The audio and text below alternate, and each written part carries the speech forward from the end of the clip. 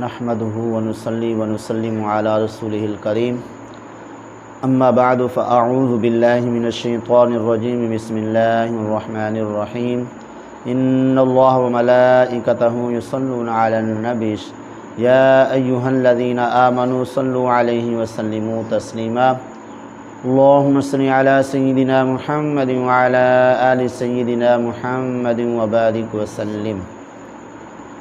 کنز العمال میں یہ روایت درج ہے، حضرت جابر رضی اللہ تعالی عنہ فرماتے ہیں آقا کریم صلی اللہ علیہ وسلم نے ارشاد فرمایا، سب سے زیادہ خطرناک چیز جس کا مجھے اپنی امت پر خطرہ ہے وہ یہ ہے، پیٹ کا بڑا ہونا، یعنی کھانے پینے میں لگا رہنا۔ نمبر 2، ہمیشہ سوتے رہنا۔ نمبر 3، سستی کرنا۔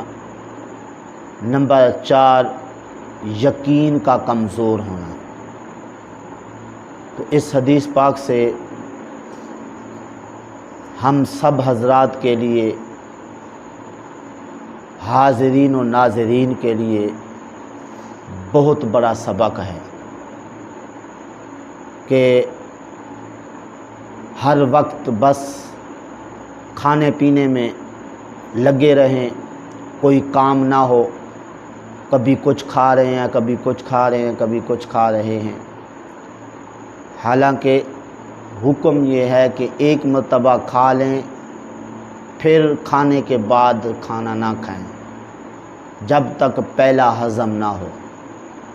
ہمارے ہاں تو جو چیز سامنے آ جائے، پہلے چاہے پیٹ بھر بھی چکے ہیں پھر بھی بعد میں آنے والی چیز کو چھوڑنا نہیں ہے، چاہے پیٹ جو ہے وہ اجازت نہ بھی دے۔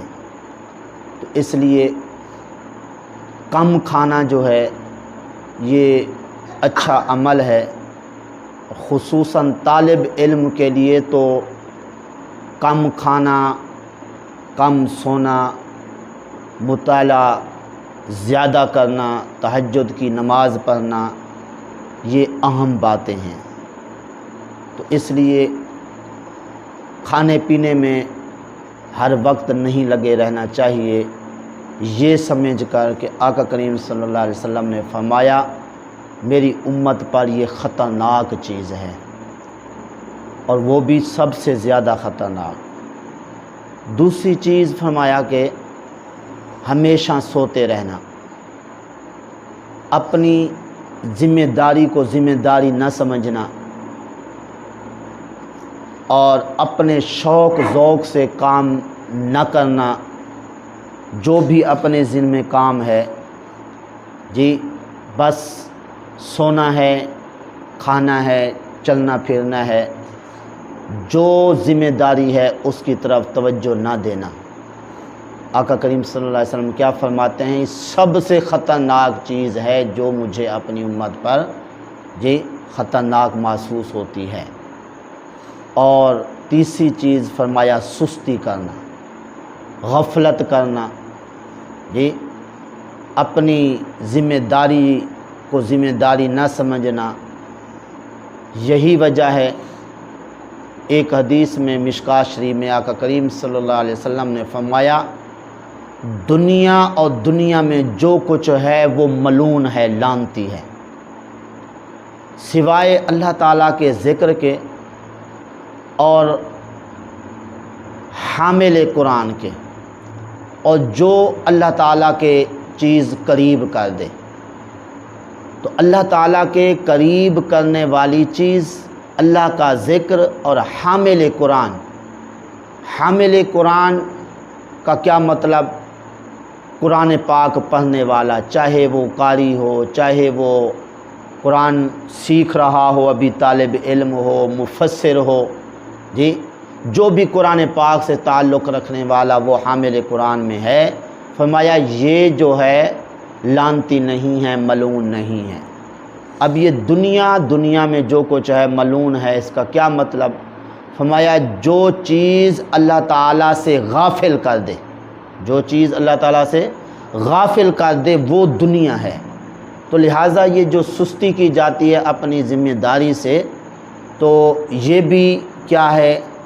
غفلت کرنا ہے، اور جو بندہ غفلت کرتا ہے تو ابھی سماعت فرمایا کہ اللہ کی رحمت سے دور ہو جاتا ہے، وہ لعنتی ہو جاتا ہے۔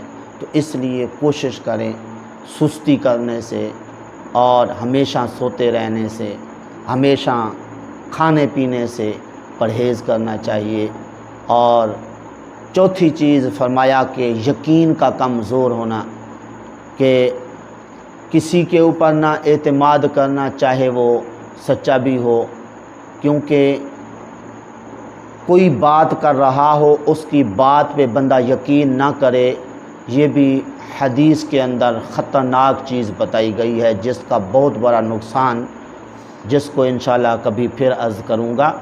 تو بہرحال ان 4 چیزوں سے ہمیں ضرور بچنا چاہیے، ہمیشہ کھاتے پیتے رہنا، سستی کرنا اور سوتے رہنا، اور یقین کا کمزور ہونا۔ مزید حضرت عائشہ رضی اللہ عنہا نے ان باتوں کی مزید وضاحت فرمائی۔ حضرت عائشہ رضی اللہ عنہا فرماتی ہیں کہ 3 چیزیں دل کو سخت کر دیتی ہیں۔ کون سی؟ فرمایا کھانے پینے کی محبت، سونے کی محبت، آرام اور سکون کی محبت۔ ٹھیک ہے، یعنی ہر وقت کھانے پینے کی اس کو لگی رہی ہو، اور اس طرح جی باقی کاموں کی طرف اس کی توجہ بھی نہ ہو، اسی طرح سستی سے کام لے اور کاموں کی طرف اس کی توجہ نہ رہے۔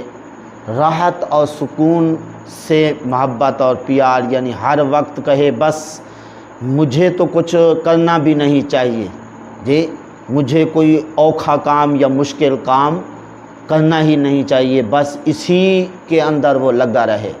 آج کل اکثر جو طالب علم ہیں ان کی یہی خواہش ہوتی ہے، بس جی ہمیں کوئی کام شام نہ ہو، نہ ہمیں پڑھنا پڑے، بس یا تو چارپائی ہو یا ہمارے سامنے کھانا پینا ہو، بس کوئی اور کام ہم کو نہ ہو۔